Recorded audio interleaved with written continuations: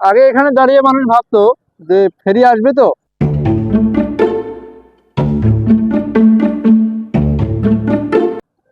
আর এখন মানুষ এই রাস্তার উপর দিয়ে সাই সাই করে চলে যায়।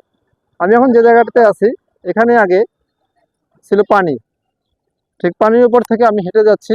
একটা সময় এখানে মানুষ এবং গাড়ির দীর্ঘ লাইন থাকতো যে কখন ফেরি আসবে, ফেরি কি আসলেই আসবে। ফেরি যখন আসতো সেই ভিড়ের জন্য সবাই দৌড়িয়ে যেত সে ফেরিতে ওঠার জন্য। এখন ফেরি নেই, ব্রিজ আছে, ব্রিজের উপর থেকে মানুষ সরাসরি সোজা চলে যায়। মানুষ হয়তো ফেরির কথা মনে রাখবে না, কিন্তু ফেরির স্মৃতি হয়তো মানুষের মনে থাকবে সব সময়ের জন্য। আর এটা হচ্ছে অষ্টম বাংলাদেশ চীন মৈত্রী সেতু।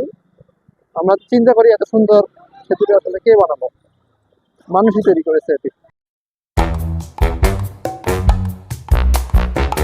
এই জায়গাটা আগে ছিল ঢেউ, এখন শুধু রাস্তা পার হওয়ার শব্দ। আমি একটু রাস্তা পার হওয়ার চেষ্টা করবো। দেখুন গাইড, রাস্তা কিন্তু প্রচন্ড ভিড়। এই যে রাস্তা এখন প্রচন্ড ভিড়।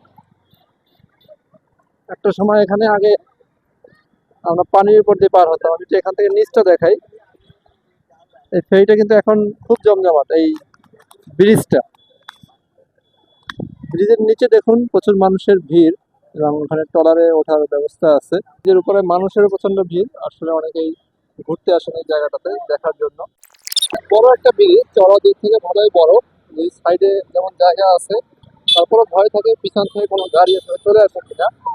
এরপরও এরকম ভয় নিয়ে ব্রিজটা পার হচ্ছি। এখন যেখানে আমি নামতেছি এটা আসলে আগে কখনো কল্পনাও ছিল না যে ব্রিজের পাশ থেকে এরকম একটা নামার রাস্তা থাকবে। তো এটা হচ্ছে ব্রিজের পাশ দিয়ে নিচে নামার একটা জায়গা। এই জায়গাটা আগে দেখুন একটা বাচ্চা কি সুন্দর স্লিপ করে নামতেছে। এই তো আমরা যদি চেষ্টা করি এভাবে আমরাও নামতে পারি। তো ব্রিজের পাশ দিয়ে এরকম একটা সুন্দর নামার রাস্তা, এই রাস্তাটা দিয়ে নিচে নামা যায় এবং নিচের জায়গাটা আরো জমজমাট। আমি আপনাদেরকে একটু দেখাই। তো এখানে একদিকে এই সিঁড়ি থেকে আমি নামলাম, এই সিঁড়ি থেকে আমি নামলাম এখানে, এবং ব্রিজের তোরণটা দেখা যাচ্ছে। প্রচুর পরিমাণে ভিড় এখানে আছে এবং প্রচুর পরিমাণ দর্শনার্থী এখানে ঘুরতে আসছেন ব্রিজের নিচে দেখার জন্য। আমি যদি আরেকবার দেখাই, এটা হচ্ছে এই যে ব্রিজের তোরণ আমার পিছনে, ব্রিজের তোরণ এবং তার পাশ থেকে নামার রাস্তা এবং পিছনে সেই জমজমাট এরিয়াটা। এখানে নাগরদোলা সহ অনেক কিছু আছে এবং এখানে সুন্দর একটা জিনিস আমি দেখলাম, আইসক্রিম আছে বিভিন্ন কালারের। ভাই আইসক্রিম কত করে?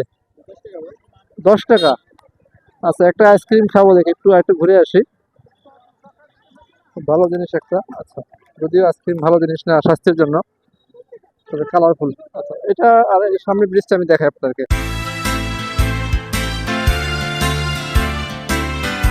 আসলে ব্রিজের নিচ থেকে অনেক লম্বা একটা হাঁটার রাস্তা।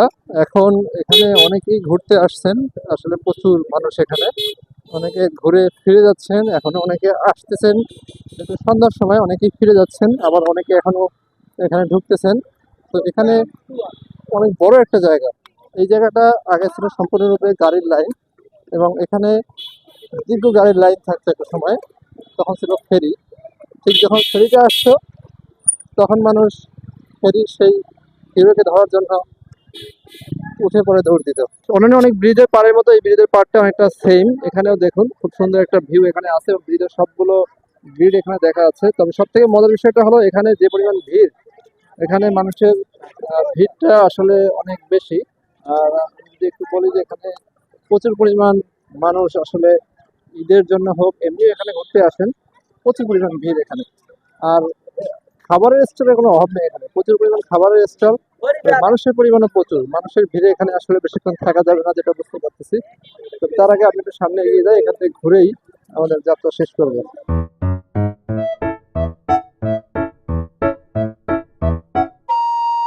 আমি একেবারে নিশ্চিতভাবে এখন আছি ফেরিঘাটের জায়গাটার উপরে। এই জায়গাটা আগে ছিল ফেরিঘাট, তবে এখন সেই ফেরিঘাটটা এখানে নেই। এখন আছে হলো এই ব্রিজটা। এখন যে ব্রিজটা আপনারা দেখতে পাচ্ছেন এই ব্রিজটা এখানে আছে। আর এখানে এখন ছোট ছোট ট্রলার পাওয়া যায়, মানুষ ঘোরার জন্য এগুলোকে ব্যবহার করে। এই ট্রলারগুলোর ভাড়া খুবই সামান্য হবে, এবং আরো মানুষজন ট্রলারে করে এখানে ঘুরতে পারে। তো আমি কিন্তু কথা দিয়েছিলাম একটা আইসক্রিম খাবো, আইসক্রিম খাচ্ছি।